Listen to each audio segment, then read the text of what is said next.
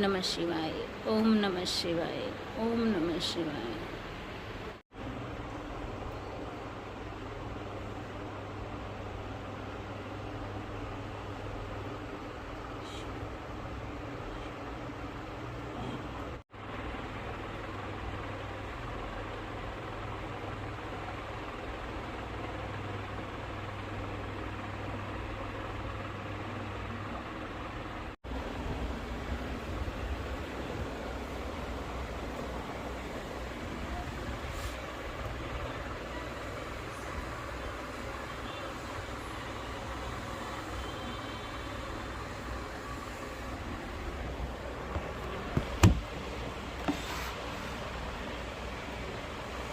पिशाच बिंदु को मोक्ष। इतनी कथा श्रवण करके शौनकादि ने कहा कि हे सूत जी, आप कृपा करके आप इसे आगे का इतिहास वर्णन करें कि इस प्रकार शिव लोक प्राप्त करके चंचुला ने क्या किया और उसकी पति बिंदुक उस पिशाच योनि से किस प्रकार मुक्त हुआ।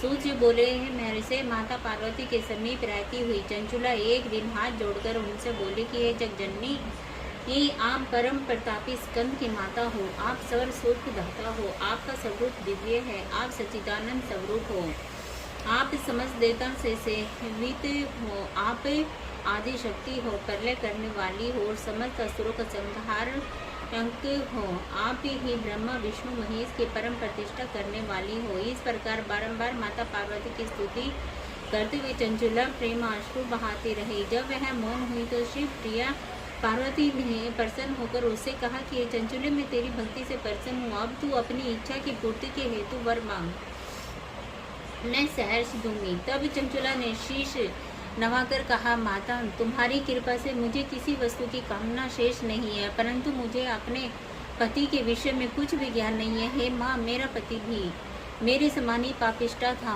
और उसकी मृत्यु बहुत पहले हो गई थी। मैं नहीं जानती कि पापों के कारण मैं किस गति को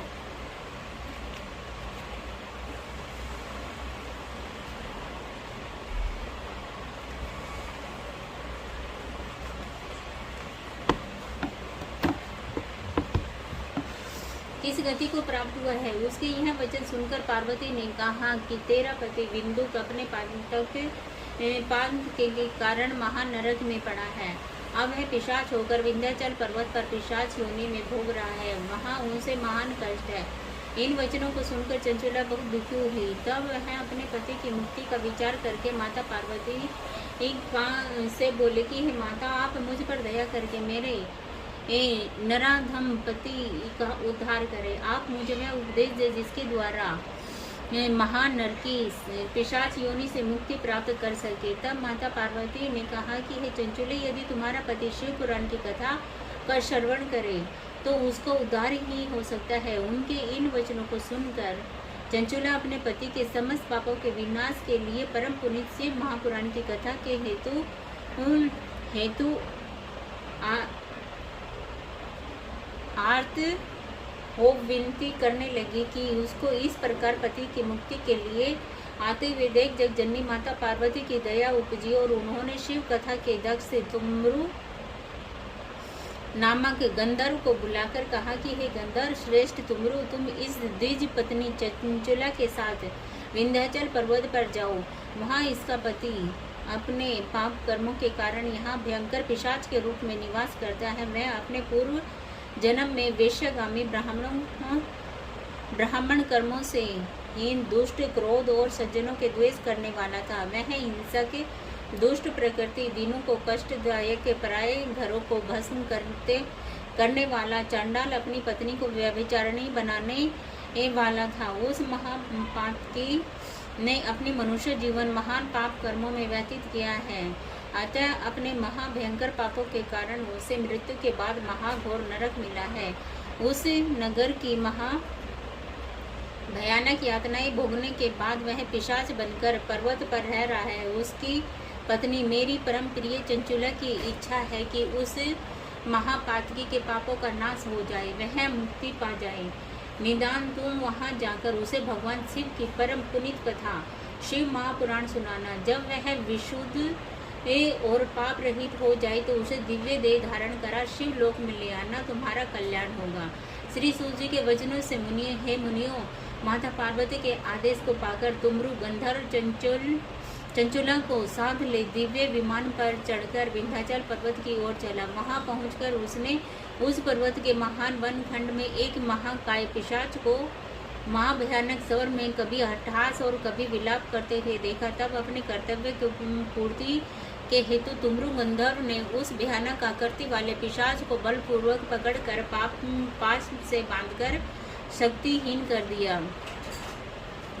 फिर गंधर्व राजा ने उस पर्वत पर एक महान उत्सव आयोजित किया। इस उत्सव का स्वतः ही दूर तक प्रचार हो जाने के कारण उस वन में प्रदेश में भगवान शिव की कथा को श्रवण करने की इच्छा से सहस्त्रों मनुष्य, देवता आदि एकत्रित हो गए। भगवान शिव के महापुराण के कोटिक से श्रोताओं के एकत्रित हो जाने के कारण वह पर्वत और इस सभा स्थल का वन प्रदेश महान शोभा को प्राप्त होता हुआ तुमरु गंधर्व के आदेश अनुसार उस भयानक पिशाच को पाशों से बांधा हुआ सबसे आगे बिठाया गया। तब तुमरु ने माता पार्वती के आदेश अनुसार भगवान शिव की कथा का वर्णन प्रारंभ किया। तुमरु गंधर्व ने भगवान शिव के चरण कमलों को हृदय में धारण करके संगीत में सुर के साथ हाथ में वीणा लेकर शिव कथा को सुनाना आरंभ किया। उसे शिव महापुराण के महात्म्य सहित सातों संहिताओं का कर्मानुसार पाठ किया।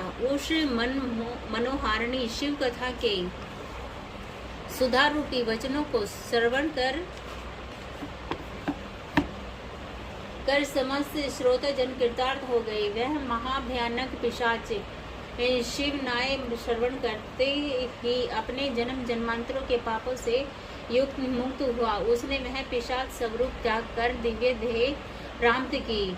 ऋषि मुनि मनुष्य देवता आदि जिन्होंने भी उस ब्राह्मण दंपति बिंदुक तथा चंचला का पुरातन इतिहास सुना, सभी विस्मित रह गए और शिव प्रसाद से उनके दिव्य स्वरूप प्राप्त करने पर वे प्रसन्न हुए और वे शिव लीला की महिमा गाते हुए अपने अपने धामों को चले गए। बिंदुक अपनी पत्नी के प्रयास से दिव्य स्वरूप पाकर बहुत प्रसन्न हुआ और शिव नाम का कीर्तन करने लगा। तब तुमरु उन दोनों को अपने साथ विमान पर बैठाकर माता पार्वती के पास शिवलोक में ले आया। भगवान शिव और माता पार्वती ने उन दोनों का प्रसन्नता पूर्वक स्वागत किया। शिवजी ने बिंदु को अपना गण बना लिया।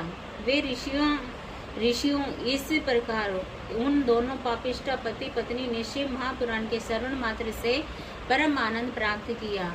यह इतिहास स्वयं इतना पुण्यशील है कि जो इसे भक्ति पूर्वक सुनता, पढ़ता अथवा मनन करता है, वह इस लोक में समस्त भोगों को भोग कर अंत में शिव लोक जैसा दिव्य लोक प्राप्त करता है। ओम नमः शिवाय, ओम नमः शिवाय, ओम नमः शिवाय।